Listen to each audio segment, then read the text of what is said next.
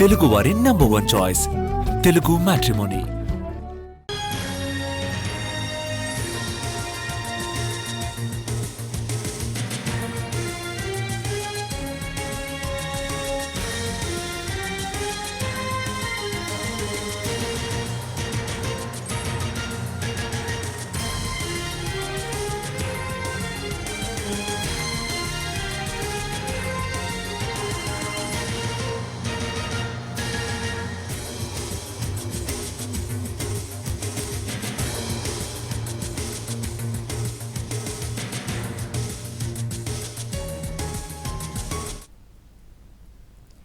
AP మత్స్య సహకార సంఘాల సమైక్య చైర్మన్ గా యాటగిరి రాంప్రసాద్ ఏకగ్రీవంగా ఎన్నికయ్యారు. చైర్మన్ పదవి కోసం రాంప్రసాద్ ఒక్కరే నామినేషన్ వేయడంతో ఏకగ్రీవంగా ఎన్నికైనట్టు ప్రకటించారు.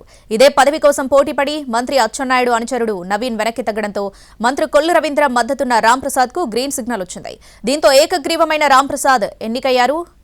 ఇక పోటీ వద్దని టీడీపీ అధిష్టానం చెప్పడంతో మంత్రి కొల్లు రవీంద్ర మద్దతున్న రాంప్రసాద్ కు గ్రీన్ సిగ్నల్ లభించింది.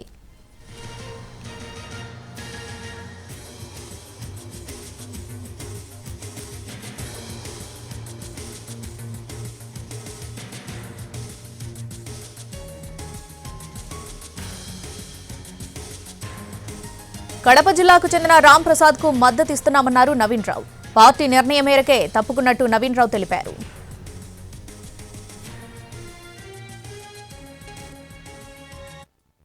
నాన్ అఫీషియల్ పర్సన్ ఇన్ఛార్జ్ గా చైర్మన్ గా నాకు అవకాశం ఇచ్చారు.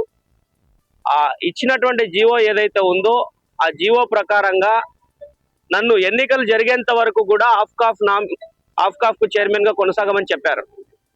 అందులో భాగంగానే నేను ఆఫ్కాఫ్ కు చైర్మన్ గా కొనసాగడం జరిగింది.